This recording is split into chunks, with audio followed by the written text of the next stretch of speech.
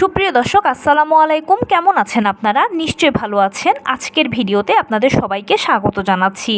আজকে আমি আপনাদের সাথে খুবই মূল্যবান একটা টপিক নিয়ে আলোচনা করব। আপনারা যে সবসময় আমাকে বিভিন্ন সমস্যা জানিয়ে কমেন্টস করেন সেটা কিন্তু নয়। এরকম অনেক কমেন্টস আমি পাই যে আপু আমার নর্মালে ছেলে বাবু হয়েছে, আমার জন্য দোয়া করবেন। আমার সিজারের মাধ্যমে মেয়ে বাবু হয়েছে, আমার জন্য দোয়া করবেন।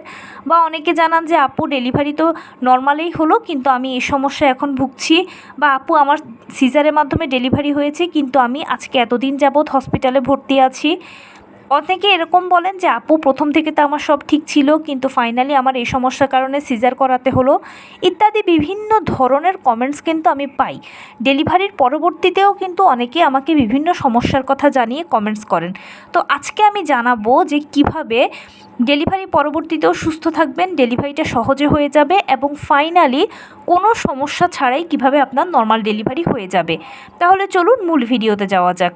বাই দ্য ওয়ে, মূল ভিডিওতে যাওয়ার আগে একটা কথা বলি, আমি আমার চ্যানেলে pregnancy related, specially normal delivery related অনেক ইম্পর্টেন্ট তথ্য ভিডিও আকারে শেয়ার করে থাকি।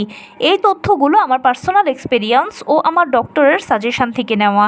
তাই আমার চ্যানেলটিকে যদি একবার আপনারা ভিজিট করেন, তাহলে আপনারা আপনাদের প্রশ্নাতীত মনের অনেক প্রশ্নের উত্তর পেয়ে যেতে পারেন। আমন্ত্রণ জানাবো আমার চ্যানেলটিকে একবার ভিজিট করে দেখার জন্য। এবারে চলুন মূল আলোচনায় যাওয়া যাক। আমি শুরুতেই বলেছি আজকে আলোচনা করব কিভাবে খুব সহজে কোনো সমস্যা ছাড়া নর্মাল ডেলিভারি হবে, দ্রুততম সময়ের ভেতরে হবে এবং ডেলিভারি পরবর্তীতে মা বাচ্চা কীভাবে ভালো থাকবেন। তাহলে চলুন সব বিষয় নিয়ে আলোচনা করা যাক। দেখুন, প্রথম থেকে একজন গর্ভবতী মায়ের দেখা যায় যে অষ্টম মাস পর্যন্তই প্রায় সব কিছু ঠিকঠাক থাকে। যেমন বাচ্চার ওজন, বাচ্চা সার্বিকভাবে সুস্থ থাকা, গর্ভের পানির পরিমাণ ঠিকঠাক থাকা, সব কিছুই ঠিক থাকে। কিন্তু দেখা যায় যে 8 মাসের একেবারে শেষের দিকে অথবা অনেকে 8.5 মাসের দিকে, আবার অনেকে নবম মাসের দিকে যখন আপনারা চেক আপ করান তখনই ধরা যায় যে বাচ্চার সমস্যা, বাচ্চার গর্ভের পানি কম, কিংবা দেখা গেছে বাচ্চার গলায় নাড়িয়ে পেঁচিয়ে আছে, অথবা দেখা যায় যে বাচ্চার ওজন কম আছে বা বাচ্চা উল্টো পজিশানে আছে, ইত্যাদি বিভিন্ন সমস্যা দেখা যায়। আর এই সমস্যাগুলো যখন দেখা যায় তখন কিন্তু সেক্ষেত্রে সিজার করাতে হয়। অনেকের তো আবার এরকম হয় যে একেবারে ইমার্জেন্সি সিজার করাতে হবে, যেদিন হয়তো চেক আপ করাতে গিয়েছেন সেদিনই জানতে পেরেছেন যে আজকে সিজার করাতে হবে, না হলে বাচ্চার ক্ষতি হয়ে যাবে। তো এই ধরনের সমস্যাগুলো আসলেই একেবারে অনাকাঙ্ক্ষিত, কারণ সবাই কনসিভ করার পর থেকে প্রথম থেকেই চেষ্টা করে বা মনের একটা ইচ্ছে থাকে যে যেন ডেলিভারিটা নর্মালে হয়, কারণ সবাই জানি আমরা নর্মাল ডেলিভারিটা সিজারের তুলনায় ভালো। সিজার হচ্ছে একটা ছোটোখাটো অপারেশনের আগে পরে বিভিন্ন ঝুঁকি, সাইড ইফেক্টস থাকে, যেটা নর্মাল ডেলিভারির ক্ষেত্রে থাকে না। সেই জন্য আমরা সবাই নর্মাল ডেলিভারি প্রত্যাশা করি। আবার এরকমও হয়ে থাকে যে হয়তো সিজার হলো কিন্তু দীর্ঘদিন হসপিটালে থাকতে হচ্ছে, মা ও বাচ্চা অসুস্থ, বা হয়তো বাসায় যাওয়ার মতো সেরকম পরিস্থিতি তৈরি হয়নি। তো এই ধরনের সিচুয়েশানগুলো যেন আপনার তৈরি না হয়, সেটার জন্য আপনি কি করবেন? সেটার জন্য অবশ্যই আপনি কিন্তু 100% যে চেষ্টাটা করবেন সেটা হচ্ছে 4 বার চেক আপ করাবেন। গর্ভাবস্থায় একজন গর্ভবতী মাকে অবশ্যই 4 বার চেক আপ করাতে হয়। কোন 4 বার? প্রথম কনসিভ করার পরে একবার, 5 মাসে একবার, 7 মাসে একবার, 9 মাসে একবার। প্রথম কনসিভ করার পরে চেক আপটা এই জন্য করাতে হবে যে ভ্রূণ জরায়ুতে ঠিকঠাক মতো স্থাপন হয়েছে কি না, এছাড়া আপনি পুরো প্রেগনেন্সিটা কন্টিনিউ করার জন্য আপনার সব কিছু ঠিক আছে কি না, এবং বাচ্চার যে জিনিসগুলো জানা প্রয়োজন আছে সেগুলো ঠিকঠাক আছে কি না। এর পরবর্তীতে 5 মাসে এই জন্য করাবেন কারণ 4 মাস পর্যন্ত একটা বাচ্চার স্ট্রাকচার তৈরি হয়ে যায়। এখন 5 মাসের চেক আপ বলে দেবে যে আপনার বাচ্চার স্ট্রাকচারটা ঠিকঠাক মতো তৈরি হয়েছে কিনা, সে ঠিকঠাক মতো বেড়ে উঠছে কিনা। সপ্তম মাসটা এই জন্য করাবেন কারণ সপ্তম মাসে গেলে দেখা যায় যে একদম মিড টাইম, তো এই সময় আপনার বাচ্চা আসলে ওজন কতটুকু হয়েছে বা বাচ্চার যেরকম বৃদ্ধি সেরকম গর্ভের ভেতর তার বৃদ্ধি হচ্ছে কিনা এবং আপনি ঠিকঠাক আছেন কিনা, ক্যারি করতে পারবেন কিনা সামনের দিকে। আর নবম মাসে এই জন্য কারণ নবম মাসের চেক আপটা আপনাকে বলে দেবে যে আপনার ডেলিভারি কি নর্মালে হবে নাকি সিজারে হবে। কারণ মা ও বাচ্চার সব কিছু ঠিকঠাক থাকলে ডেলিভারি নর্মালে হয়, আর যদি কোনো জটিলতা তৈরি হয় তখন সেক্ষেত্রে সিজার লাগে। সেই জন্য অবশ্যই স্ট্রিক্টলি গর্ভাবস্থায় এই 4টি চেক আপ আপনাকে করতেই হবে এবং মানতেই হবে এগুলো। অনেকে দেখা যায় আমরা জানি না, আবার অনেকে আমরা জেনেও কিন্তু নেগলেন্সি করি না, কিন্তু করাটা আপনার নিজের জন্যই ভালো। তো এর পরবর্তীতে যদি কেউ দেখেন যে নবম মাসে গিয়ে আপনার কোনো সমস্যা তৈরি হয়েছে, তখন সেটাকে কিভাবে আপনি সমাধান করবেন। এটার জন্য যেটা করা উচিত সেটা হচ্ছে, আমি বলেছি যে 4 বার চেক আপ করতে হবে এবং চেক আপগুলোর পরপর চেক আপ কিন্তু হচ্ছে। প্রথম 5 মাস, 7 মাস, 9 মাস, তো পরপর দেখা যায় যদি বিন্দুমাত্র কোনো সমস্যা তৈরি হয় সেটা চেক আপে এসে যায়, আর সেই সমস্যার সমাধানও হয়ে যায়, কিন্তু ডাক্তারই বলে দেয় আপনাকে।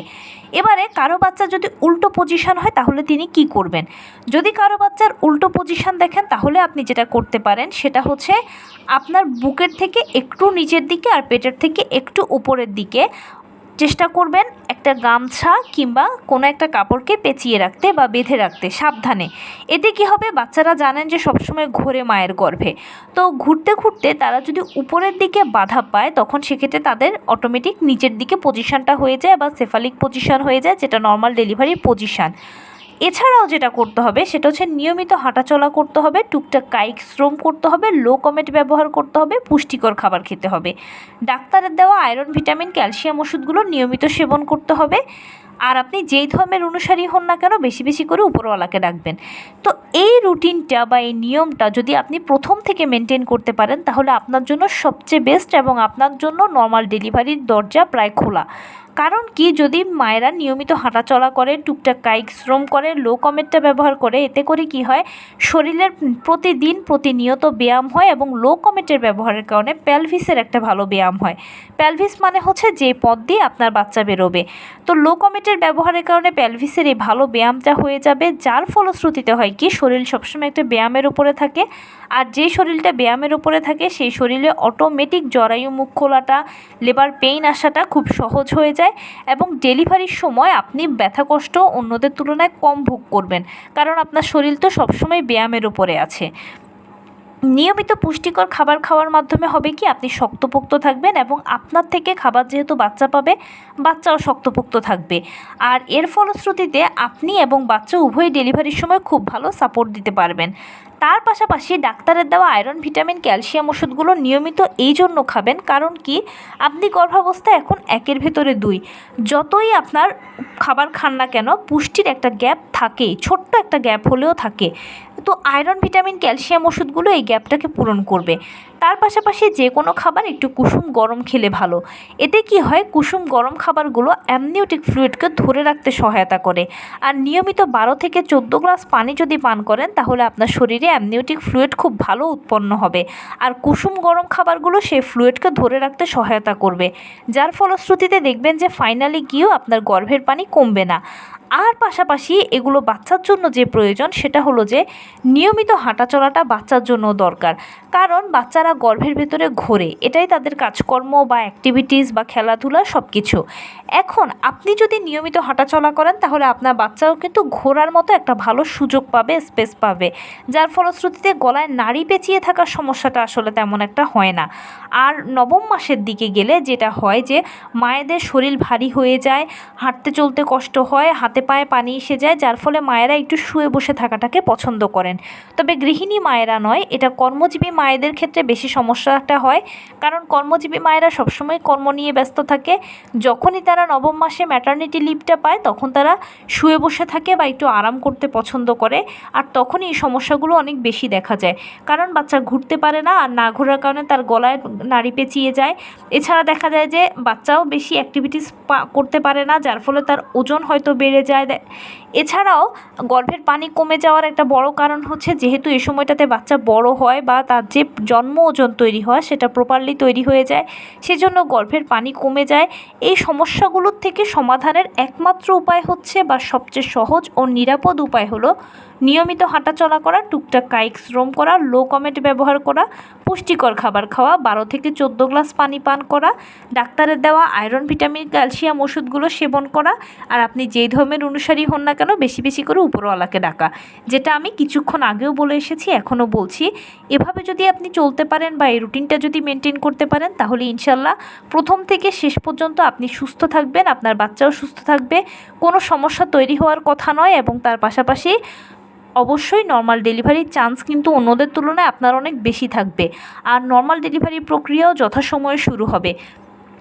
এখানে বলে রাখি, নবম মাসে 37 থেকে 40 সপ্তাহ হচ্ছে নর্মাল ডেলিভারির আদর্শ সময়। নর্মাল ডেলিভারিগুলো 37 থেকে 40 সপ্তাহের মধ্যে অটোমেটিক হয়ে যায়। আর যে সকল মায়েরা আমি যে রুটিনটা বললাম এই রুটিনটা মেনটেন করবেন, তাদের সময়ের মধ্যেই কিন্তু যে কোনো সময় তাদের জরায়ু মুখ খোলা, লেবার পেইন আসা শুরু হবে এবং তার পাশাপাশি ডেলিভারি প্রক্রিয়াটা দ্রুত শুরু হয়ে দ্রুত শেষ হবে।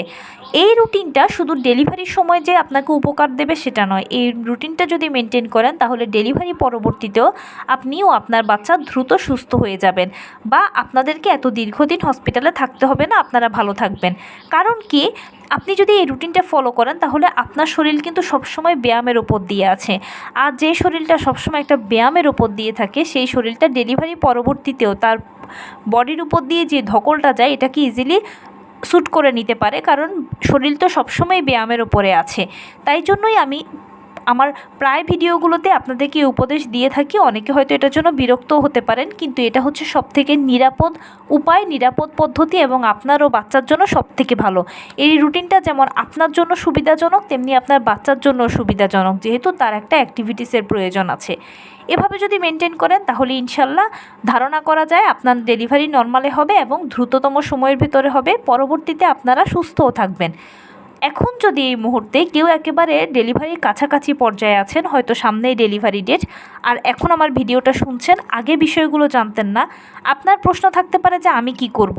আপনি যখন থেকে যেই মুহূর্ত থেকে শুনছেন না কেন তখন থেকে এই কাজগুলো করুন। যদি আপনার আগামীকালকেও ডেলিভারি ডেট থাকে তাহলে আজকেও একই কাজটা করুন, করার চেষ্টা করুন, সুফল পেলেও হয়তো পেতে পারেন। তো এই ছিল আজকের ভিডিও। কেমন লাগলো বলুন। যদি ভালো লেগে থাকে ও হেল্পফুল হয়ে থাকে তাহলে প্লিজ লাইক, কমেন্ট, শেয়ার করতে একদম ভুলবেন না।